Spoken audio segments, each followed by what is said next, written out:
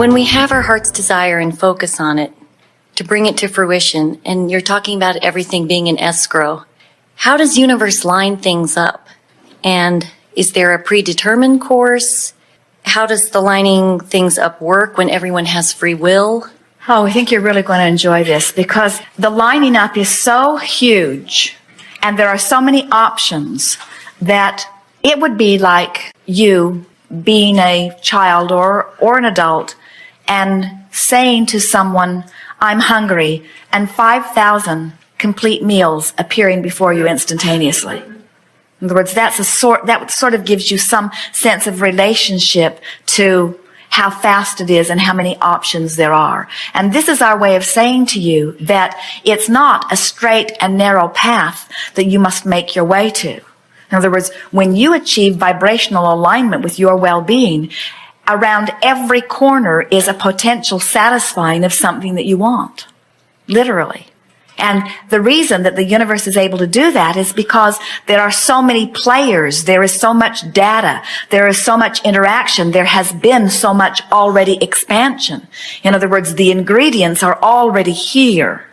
And so it is, another way we like to say it is when you ask for something, say you're asking for a relationship, immediately, at least 100 avenues to lead you directly to what your heart's desire would feel satisfied having are before you instantly. At least 100 options. But if you're not in vibrational alignment with them, there might as well not be any. In other words, it's like your friend saying, oh, I heard the most beautiful music being played from my radio all morning long. I had my radio dial set on 98.6 and it was rapturous. And you said, I didn't hear it. Did you have your radio dial set on 98.6? No. So if you're tuned up, if you're in alignment with what you want, then it's there, it's there, it's there, it's there, it's there, it's there, it's there. It's about vibrational alignment. So your question is, how does the universe do this? Is it already there? It's not a matter of some kind of magic happening and it lines up and appears, or everything is already present. It's just a matter of us vibrationally matching to what is already present. By the time you were able to identify it in thought as a desire, it's done. If you can think it, the components are here, and you can realize it as quickly as you line up with them. How does free will affect that when other people are involved and they have choices and they're making choices out of their fears and false beliefs? Well, when you interject what you think they think into your vibration becomes cluttered. In other words, if you say, I want a prize, the universe says, very well, we will line up endless opportunities for you to have your prize.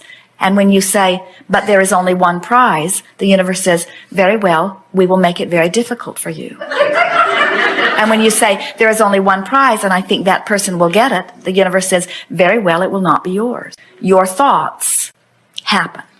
But when you say, there is no shortage of prizes, the universe says, then pluck from those that please you. They are everywhere around you.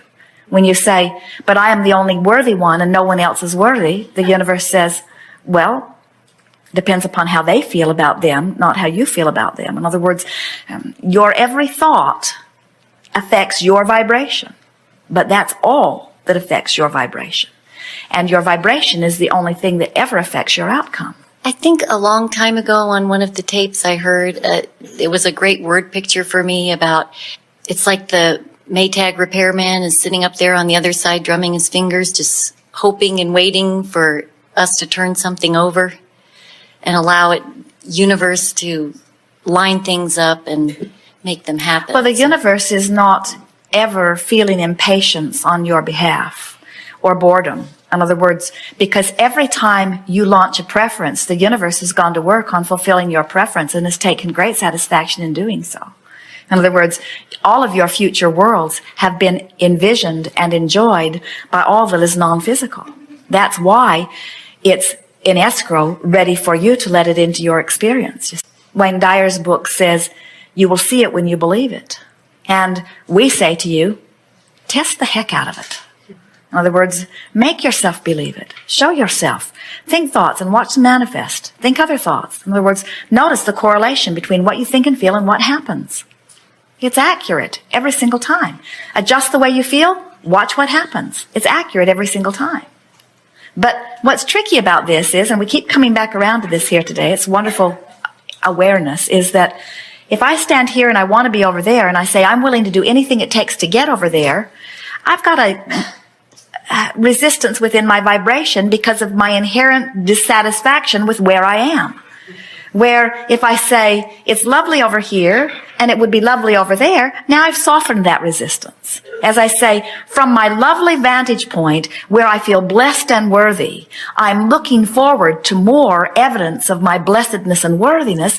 Now you've got the whole gamut covered. In other words, can you feel how that just cleaned everything up, you see? But as you play with each other and you feel competition and you worry about how much abundance there is, Esther has been enjoying coming to the realization that there is not a shortage of anything. And she has that just about figured out with relative to everything except shortage of time. Or she will say, it feels to me like there's a shortage of Esther. In other words, there's not enough of Esther to go all of the places that everybody would like Esther would to be.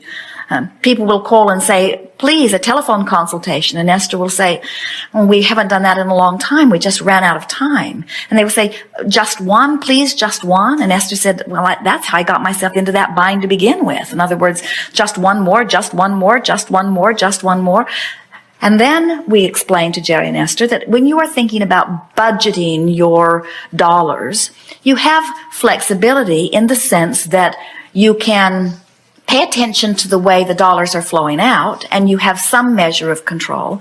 But you can also open the vortex through which the dollars come in, and then you have an even broader measure of control. So when you realize that you're tapped into the abundance of dollars, or to the abundance of abundance, then you don't have to worry about shortage because it flows in as fast as it flows out. But then Esther said, but what about time? It seems like time can't expand like dollars. She said, I can see how my dollars could expand so that I don't feel shortage as I am expending. But with time, we all only have the same 24 hours in a day. And if we only have this, so all I can do is be responsible about the way I spend that time, because if I spend it over here, I don't have it to spend over there. And we say, but when you are determined to feel joy in any moment that you are spending it, then in the same way that you have taken dollars out of the equation, now you have taken time out of the equation. And when you take things like dollars and time out of the equation, then you begin to take shortage out of the equation. Then you begin to take limitation out of the equation. Then you begin to expect somehow, some way, whatever you want to manifest. And that's when the distance between your dream and the realization of it becomes infinitesimal. And that's when you say, well, it's like magic. And we say, it isn't magic. It's normal. Because I think many of us have all our desires, and we can see them orbiting around us. And there's sort of a force field between us and it that keeps it away. And I think it's what you were just saying. Well, when you think about it, you're not wanting to eat all of your food now. You want to eat some now and savor and you're not wanting to have all of your orgasms now. You're not wanting to have all of the delicious experience of life now. You're wanting a steady stream of it flowing into your experience. And so those things that are orbiting around, that's like circling the city looking for a place to eat and feeling frustrated about all the places you're not eating. You don't do that. You just stop and eat someplace. And the same thing is true of all of these desires. You don't have time to contemplate them all at once or to experience them all at once. In other words, whatever you're doing, if what you're doing feels good while you're doing it, then what possible difference does it make about all of the things you're not doing? See? And once you sort of get that, once you start savoring whatever's happening now and no longer worrying about the things that you're not able to do now, then you get it. Sometimes we know if you're doing something you don't want to do, And then you say, well, I'd rather do that. That's where that thinking comes from. But when you've trained yourself to make the best of whatever it is that you are doing, then that gap closes. And then you just go from this fun thing to this fun thing to this satisfying thing to this interesting thing to this provocative thing to this good feeling to this good tasting to this good feeling to this good tasting to this interesting thing. You just move from subject to subject feeling good all the time. And somebody watching you would say, my goodness, how is it that you have such a broad spectrum of life? And you say, well, I just dabble in all of the good stuff of life. And in time, you will not be able to remember ever doing something that you didn't really enjoy doing. Esther will say, the only thing that ever bothers me is the stuff I can't get to. And we say, now that is shortage consciousness, because what that's saying is there's not enough of me to go around, or there's not enough time for me to do it all. And that's shooting yourself in the foot, because when you're in that vibration, then whatever you're doing can't be pleasurable either, you see. But when you finally start saying things to yourself like, I can't get it all done, I'll never get it all created, I will never get it all achieved, and I wasn't supposed to do that anyway. My mission as a creator is to let the juices flow through me and to enjoy the thrill of the feeling of the juices flowing through me. And sure, they're going to cause creation. Sure, they're going to cause expansion. Sure, things are going to move. Sure, things are going to change. Sure, the world is going to get better and I'm going to have a better life. But that's not the reason I'm doing them. The reason my object of attention exists at all is because as I hold my object of attention, I have the opportunity to feel good as creative juices flow through me in the creation process. The creation process. The eternal process of creation. So how do I find my balance in it? Well, I just listen to Magellan and I reach for what feels good, and I can feel when I'm on my path. And when it doesn't feel so good, I veer to where it feels better. And when it doesn't feel so good, I veer toward where it feels better. In other words, I just keep reaching for the thoughts and ideas that feel good. And when I find one that feels good, I just milk it. I tell everyone about it. I roll it over and over and over in my mind until I achieve enough vibrational harmony with it that law of attraction brings me other thoughts like it. I think that what happens to so many of you is that somewhere along your path, someone has convinced you that you are unworthy on your way to worthiness. And that's a hurdle you can't get over. You cannot jump that hurdle. When you say, I'm unworthy, that's like saying, I'm on 98.6 seeking 101 FM. You cannot get there from there. So you say, well, how do I get there? We say, you got to try to feel worthy. I can't feel worthy. I felt unworthy for so long. We say, all right, then try feeling happy. No, I can't feel happy. I feel too unworthy to feel happy. We say, then try feeling interested in something. Oh, yeah, I could feel interested. I could feel interested. This is interesting. I feel unworthy about it, though. In other words, you just keep reaching. You just keep reaching for, and the operative word is reaching for the feeling of relief. So we meet someone like you, and we are exaggerating this way out of proportion to the vibration that you are presenting to us here. But we want to say to you, even someone like you, who has left so much negative emotion behind, who is predominantly in a place of feeling good, even you can continue to find dramatic feelings of relief in your... Sometimes my bridge is just even thank you for everything in my life, whether I understand it or not.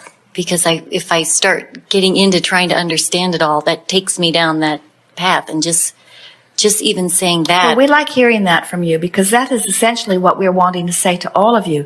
You don't have to explain anything to anyone, and you don't have to document your trek on your way to worthiness. No one is asking for that explanation except people that aren't in alignment with well-being. When they're not in alignment, there's nothing that you could do to document it that would make them hear it anyway, you see. So finally, you just got to say, it only matters how I feel. It only matters what I think and how I feel. And everybody else is just going to have to take care of themselves. There are so many people that, without even knowing they're doing it, will work a guilt trip on you because they think that you could do something that would make them feel better. And they want to feel better. And so we think that the heart of the unworthiness, and it may seem odd that we keep bringing it up, but it's so rampant in your vibrations, that the heart of the unworthiness that most of you are feeling is that you've been unsuccessful in helping someone else feel better.